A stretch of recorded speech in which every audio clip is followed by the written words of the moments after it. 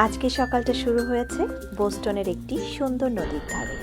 এরপর আমাদের ছোট্ট বাগানে কিছু সময় কাটানো, স্বপ্নর হাতে তৈরি সুস্বাদু পাস্তা, আর দিনের শেষে বেস্ট বাইতে দেখা কিছু দারুণ প্রযুক্তি।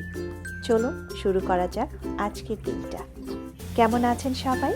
আশা করি আপনারা পৃথিবীর যেখান থেকেই আমার আজকের এই এপিসোডটি দেখছেন সবাই অনেক ভালো এবং সুস্থ আছেন।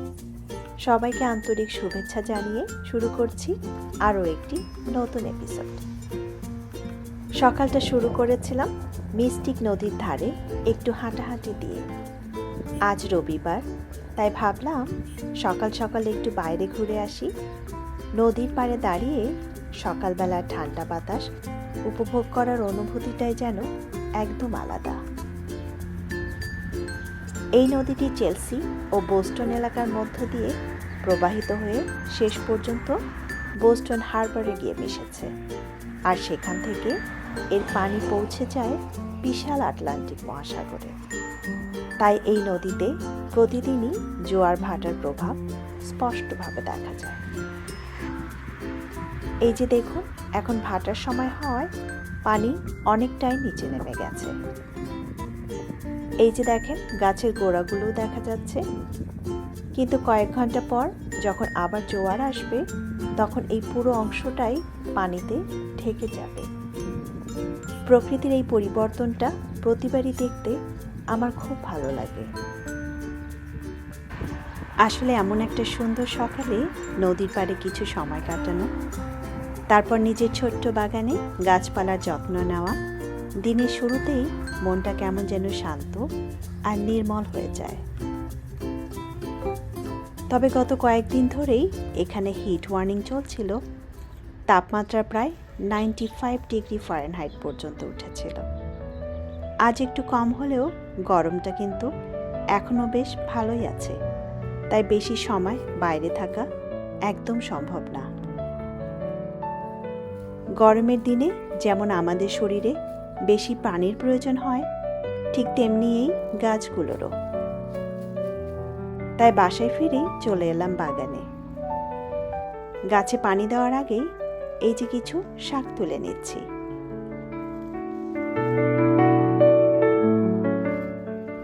আর টমেটো গাছগুলো বেশ বড় হয়ে গেছে, তাই সেগুলোকে স্টেকের সঙ্গে আলতো করে বেঁধে দিচ্ছি, যাতে বাতাসে হেলে না পড়ে যায়। আবার টমেটো এলেও টমেটোর ভারে যেন ভেঙে পড়ে না যায়। গরমের এই সময়টাই এই শীতপ্রধান দেশগুলোর জন্য গাছপালার সবচেয়ে দ্রুত বেড়ে ওঠার মৌসুম। তাই নিয়মিত পানি আর একটু যত্ন পেলে গাছগুলো চোখের সামনে বড় হতে থাকে। ফুল আসে, সবজি ধরে, সব মিলিয়ে বাগানের প্রতিদিনই যেন নতুন নতুন চমক দেখা যায়। তবে জানেন, একা একা এতগুলো গাছের যত্ন নিতে গেলে মাঝে মাঝে বেশ কষ্টই হয়। আজ রবিবার বলে স্বপ্নর বাবা একটু দেরিতেই কাজে যাবে, তাই সকাল সকাল আজকে একটু বাগানেও সময় দিচ্ছে। একা একা কাজ করার চেয়ে কেউ যদি সাথে থাকে, তাহলে একটু গল্পও করা যায়, আর সময়টা কখন যে পার হয়ে যায় অতটা বোঝা যায় না।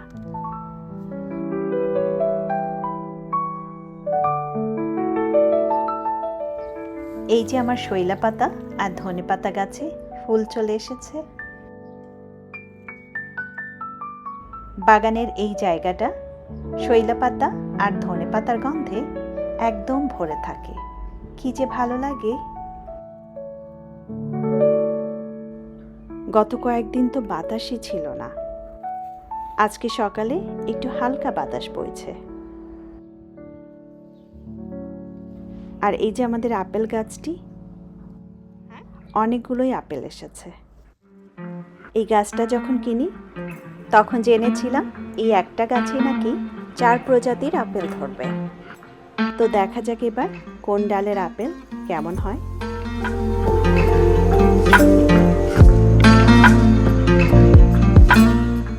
আপাতত বাগানের কাজগুলো শেষ, এখন আমি পানি দিয়ে দিচ্ছি।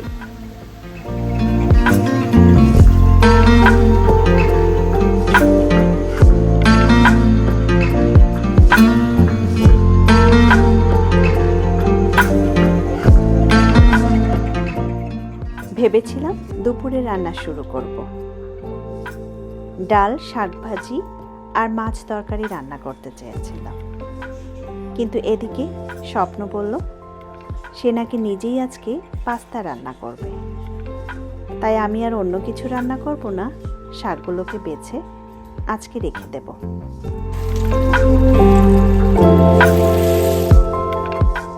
এরপর দুপুরের খাবারের জন্য স্বপ্ন নিজেই পাস্তা বানানোর দায়িত্ব নিয়ে নিল। আমি শুধু একটু সাহায্য করছিলাম।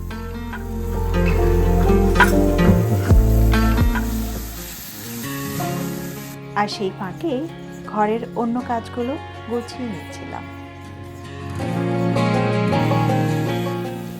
আসলে রান্না করা যতটা সহজ মনে হয়, বাস্তবে কিন্তু ততটা নয়। সব উপকরণ ধুয়ে প্রস্তুত করা, কেটে রাখা, তারপর ধাপে ধাপে সবকিছু ঠিক সময়ে রান্না করা, সব মিলিয়ে বেশ অনেকটা সময় লেগে যায়। স্বপ্ন ওদিকে পাস্তাটা কুক করছে, আর এদিকে আমার শাকগুলোও বাছা হয়ে গেল। তাই পরিবারের কেউ যদি মাঝে মাঝে নিজে থেকেই রান্নার দায়িত্ব নিয়ে নেয়, তাহলে শুধু কাজের চাপই কমে না, খাবারের স্বাদেও নতুনত্ব আসে। বেশ কিছু কাপড়ও জমানো ছিল, সেগুলোকে এখন লন্ড্রি করে নিচ্ছি। আর সবচেয়ে বড় কথা, একে অপরকে সাহায্য করার এই ছোট ছোট অভ্যাসগুলোই একটি সম্পর্ককে আরও সুন্দর, আরও মজবুত আর আনন্দময় করে তোলে। একে অপরকে একটু সাহায্য করতে করতেই দেখলাম আমারও বেশ কিছু কাজ হয়ে গেল, আর এদিকে স্বপ্নেরও পাস্তা রান্নাও শেষ। সত্যি বলতে কাজ ভাগাভাগি করে করলে সব কিছুই অনেক সহজ আর দ্রুত হয়ে যায়। এরপর আমরা দুজন মিলে লাঞ্চ করে নিলাম, আর স্বপ্ন ওর বাবার জন্য সুন্দর করে একটি বক্সে করে পাস্তা তুলে রাখলো।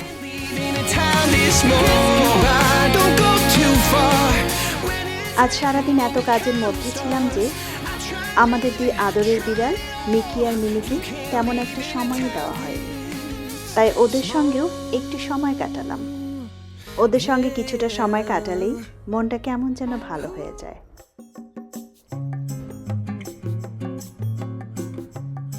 তারপর শান্ত মন নিয়ে একটু বিশ্রাম নিলাম, আর তারপর উঠে দেখি বিকেলের আলো ধীরে ধীরে কমে আসছে।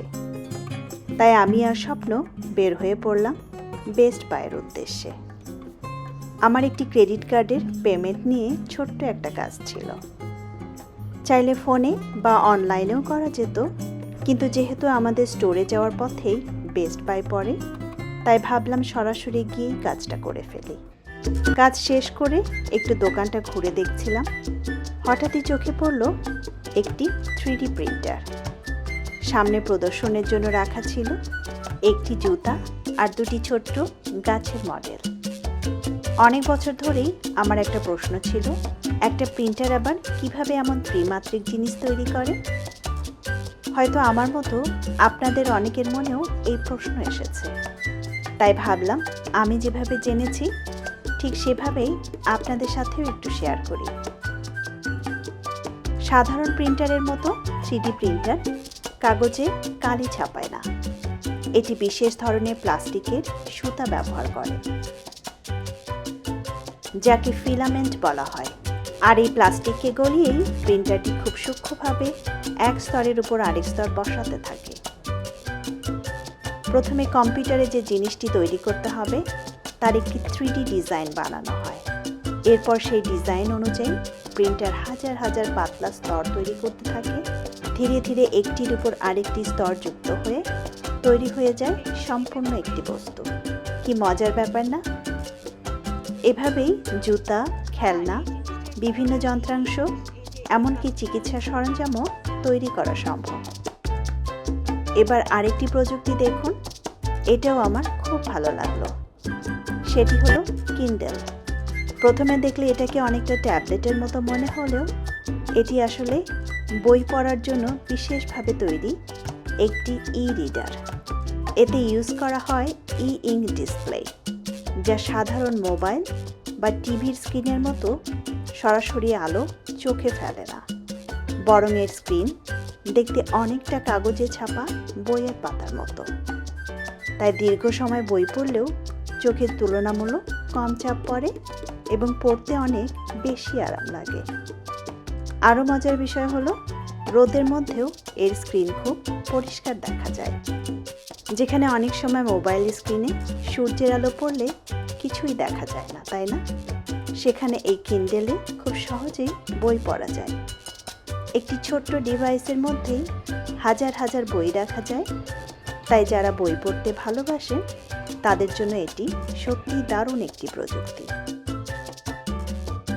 প্রযুক্তি প্রতিদিনই আমাদের জীবনকে আরও সহজ করে দিচ্ছে। আগে যেসব বিষয় শুধু কল্পনায় সীমাবদ্ধ ছিল, এখন সেগুলো আমাদের চোখের সামনেই বাস্তবে রূপ নিচ্ছে। নতুন কিছু দেখলে আর জানলে আমার নিজেরও খুব ভালো লাগে, কারণ শেখার তো আসলেই কোনো শেষ নেই। এভাবেই কেটে গেল আজকের একটি সুন্দর, ব্যস্ত আর নতুন কিছু শেখার মতো একটি দিন। আশা করি আজকের ব্লগটি আপনাদের ভালো লেগেছে। যদি ভালো লেগে থাকে তাহলে অবশ্যই ভিডিওটিতে একটি লাইক করবেন, আপনার মূল্যবান মতামত কমেন্টে জানাবেন।